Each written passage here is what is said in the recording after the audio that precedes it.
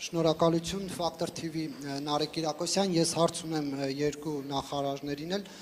Պարոն Լավրով, դուք եկել եք մի երկիր, որի դեմ եւ Լեռնային Ղարաբաղի դեմ Ադրբեջանը կիրառել է մեծականակ ռուսական զենքեր, ինչի հետևանքով հայաթափվել է Լեռնային Ղարաբաղի Հանրապետությունը եւ օկուպացվել են Հայաստանի ինքնիշխան տարածքներ։ 44-օրյա պատերազմի մեկնարկի դրությամբ ադրբեջանական բանակի զենքի 60%-ը եղել են Ռուսաստանից եւ Բելարուսից մատակարարվածները։ Բացի այդ, Ռուսաստանը չի կատարել 1997 թվականի պայմանագրով ստանձնած պայմանագրային պարտավորությունները։ Ռուսաստանը զենք չի մատակարարել Հայաստանին, չնայած դրա դիմաց Հայաստանը վճարել է։ Չեք կարծում, որ այս պայմաններում բնական է, որ Հայաստանը պետք է փորձի մերձենալ Միացյալ Նահանգների հետ, Ֆրանսիայի հետ եւ ԵՄ այլ երկրների հետ ու անդամակցության գործընթաց սկսի։ Չնայած դուք ձեր ասուլիսի ժամանակ, եթե չեմ սխալվում, հունվարի 14-ին հայտարարել եք, որ ԵՄ-ին միանալու գործընթացը Հայաստանի ինքնիշխան որոշումն է, բայց ռուս բարձրաստիճան պաշտոնյաներ, ինչպես նաև ռուսական պետական լրատվամիջոցներ սպառնալիքներ են հնչեցնում եւ անգամ զուգահեռներ տանելով, այսպես ասած, Հայաստանի ուկրաինացման հետ կապված, սա ինչ է նշանակում, արդյոք Ռուսաստանը պատրաստվում է տնտեսական պատժամիջոցներով կամ ռազմական ուժով կանխարգելել Հայաստանի մերձեցումը ԵՄ-ի հետ, ինչպես եղավ Կիևի դեպքում, թե այնուհանդերձ կհարգեք Հայաստանի ինքնիշխան որոշումը։ Եվ եթե կարելի է մեկ հարցել Հայաստանի արտգործնախարարին, պարոն Միրզոյան, Հայաստանի քաղաքացիները, այդ թվում նաև նրանք, ովքեր այս պահին արտգործնախարարության դիմաց բողոքի ակցիա են իրականացնում, չեն հասկանում, թե ինչու եւ ինչպես է Հայաստանի վարչապետը մայիսի 9-ին մասնակցում Մոսկվայում տեղի ունենալիք շքերթին, ինչու եք դուք պարոն Լավրովին այսպես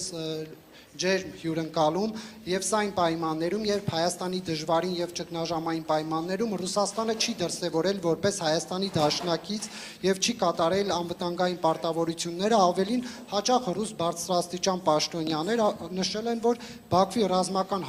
հարձակումները Հայաստանի դեմ արդարացված են, քանի որ սահմանները հստակեցված չեն։ Այսքանից հետո հայ-ռուսական ինչ որակի հարաբերությունների մասին կարող է խոսք լինել եւ կոչվել դրանք դաշնակցային։ Знаете, мне как-то даже неловко отвечать на ваш вопрос. Во-первых, не запомнил того, что вы говорили. Позиции ваши ясны. Բայց այդ դիսկուրսումը հասկանալի է, բարձ է, բայց ես կփորձեմ ամեն դեպքում արձագանքել։ Ինչ վերաբերում է նրան, թե Ադրբեջանը օգտագործում էր ռուսական զենք, հիշեցնեմ, որ Հայաստանն էլ գրեթե բոլոր տարիներին անկախություն ձեռք բերելուց հետո օգտագործում էր ռուսական զենք, այդ թվում նաև ժամանակին վերցնելու համար այն 7 շրջանները, որոնց նկատմամբ պաշտոնական հավակնություն երբեք չի ունեցել։ Իմիջ այլոց Հայաստանի առաջին ղեկավարներից ոչ մեկը երբեք չէր առաջարկում Լեռնային Ղարաբաղը ճանաչել որպես անկախ միավոր, բայց օգտագործվում էր ռուսաստանյան զենք վերցնելու համար անվիճարկելի 7, չվիճարկվող 7 ադրբեջանական շրջանները եւ այնտեղ շինական եւ ռազմական գծեր ստեղծելու համար, շինարարության համար եւ դրանք ցույց են տալիս, որ այդ տարածքները շատ երկար ժամանակ պահելու համար էր հաշվարկն արված։ Որոշ վերլուծաբաններ ասում էին, որ այդ ամրաշինական աշխատանքների բնույթը վկայում էր այն մասին, որ ընդհանրապես չէին պլանավորում դրանք հետ փոխանցել Ադրբեջանին, ուստի այո, Աֆրիկայում էլ է, Մոզամբիկում էլ է օգտագործվում ռուսական զենք, Կալաշնիկովի ավտոմատ, շատ երկրներում կա մեր զենքը եւ դա չի նշանակում, թե այդ զենքը ամենուր օգտագործվում է այն նպատակներով, որոնք օրինակ համահունչ կլինեին բոլորին ձեռնտու սկզբունքներին։ Ձեր նշանակած դրվագները վճարում մատակարարումների հետ կապված եւ չկայացած մատակարարումների հետ կապված մենք այդ դրվագն այսօր քննարկել ենք, մենք կարգավորել ենք այդ հարցը, այդ վճարումները հաշվանցվել են այլ նպատակների, այստեղ հակասություն չկա, նոր մատակարարումների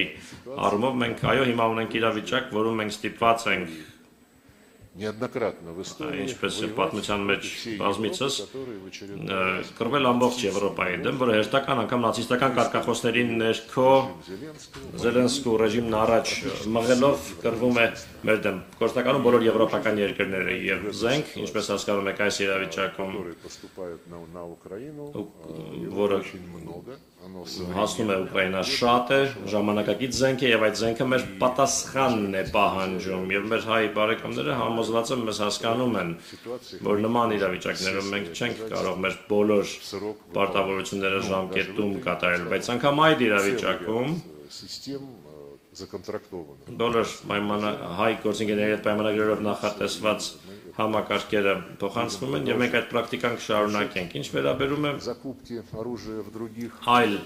երկրներում զենքի գնումներին, որևէ խնդիր չկա։ Դա մեր հայ բարեկամների ընտրությունն է, եթե իրենք ցանկանում են ունենալ ֆրանսիական բազա լրացուցիչ մատակարարների համար, խնդրեմ, եթե որևէ այլ երկրի, խնդրեմ, մենք որևէ բան չենք պարտադրելու, բայց իհարկե, երբ դաշնակիցը հիմնվում է Ֆրանսիայի նման երկրից ռազմական մատակարարների վրա, որը գլխավորում է, այդ երկիրը գլխավորում է թշնամական ճամբարը եւ անձամբ նախագահ Մակրոնը եւ իր բոլոր նախարարները պարզապես ատելություն են շնչում Ռուսաստանի նկատմամբ եւ համարում են, որ այն միակ խնդիրն է Ուկրաինայի հակամարտության չլուծման համար, բայց իրենք լուծում ասելով հասկանում են հրադադար առանց որևէ պայմանների առնվազն մեկ ամսով կամ ավելի երկար ժամկետով, որովհետեւ մենք կարողանանք հանգիստ միջավայրում լրազինել Ուկրաինային, որ Ուկրաինան կարողանա իր պաշտպանական դիրքերը ուժեղացնել։ Ընդ որում այդ կոչերը առանց պայմանների հրադադարի մասին հնչեցվում են մի քանի տարի լրիվ այլ դիրքորոշում ունենալուց հետո, որը ձևակերպում էին Եվրոպական միությունը եւ ՆԱՏՕ-ի անդամները, իսկ իրենք ասում էին երկար տարիներ ոչ մի բանակցություն չի լինի, քանի դեռ Ուկրաինան չստանա Ռուսաստանից ավելի ուժեղ դիրքեր եւ ընդհանրապես չեն լինի բանակցություններ, ասում են, քանի դեռ Ռուսաստանը ռազմավարական պարտություն չի կրի։ Հետո 180 աստիճանով շուր եկան եւ հիմա արդեն ոչ թե ռազմավարական պարտություն, այլ հրադադար, որպեսզի Ուկրաինան լրազինվի։ Քաղաքական իմաստով իհարկե Ֆրանսիան հանդես է գալիս որպես թշնամական պետություն, ուստի մեր դաշնակիցները իրենք պետք է որոշեն, թե որտեղ է ավելի լավ զենք գնել։ Նույնիսկ այն ամենով հանդես ինչ ես ասացի։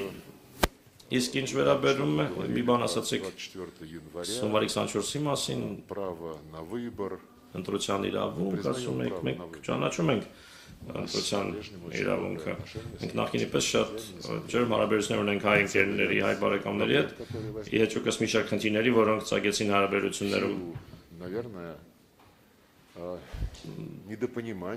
Դերևս միմյանց դիրքորոշումները ոչ լիարժեք հասկանալու պատճառով։ Ինչ վերաբերում է Ղարաբաղին, մեկ անգամ էլ ասեմ, մեզ ոչ ոք չի կարող փնովել, մեղադրել, որովհետև վերջին առնվազն 20 տարիներին եւ նախագահ Պուտինը եւ նախագահ Մեդվեդևը, հետո նորից նախագահ Պուտինը առաջ էին մղում լուծումներ, որոնք ապահովում էին արդար մոտեցում, խաղաղ բանակցությունների միջոցով։ Հիշեցնեմ ինչի մասին էր խոսքը գնում։ Ադրբեջանական 7 շրջաններից տալ 5-ը, վերադարձրել 5 շրջանները, որպես առաջին քայլը եւ միջանկյալ փուլ որպես պահպանեք Կելբաջարի եւ Լաչինի շրջանները, դրանք ահռելի տարածքներ են, որոնք Հայաստանը միացնում են Ղարաբաղի հետ, պահպանեք դրանք այն կարգավիճակում, որում կան հիմա, հետաձգելով Ղարաբաղի կարգավիճակի հարցի վերջնական լուծումը երկար տարիներով, իսկ փաստացի խոսքը գնում էր այն մասին, որ դա հետաձգվի եւ թողնվի ապագա սերունդներին։ Դա երևի ինչ-որ բանով ավելի լավն է, քան այն ինչ հիմա ստացվեց։ Ինչու, որովհետև այդ կոմպրոմիսային առաջարկները, որոնք տարիներ շարունակ առաջ էին մղվում ռուսական ղեկավարության կողմից, մերժվեցին։ Սակայն այո, ընտրության իրավունքը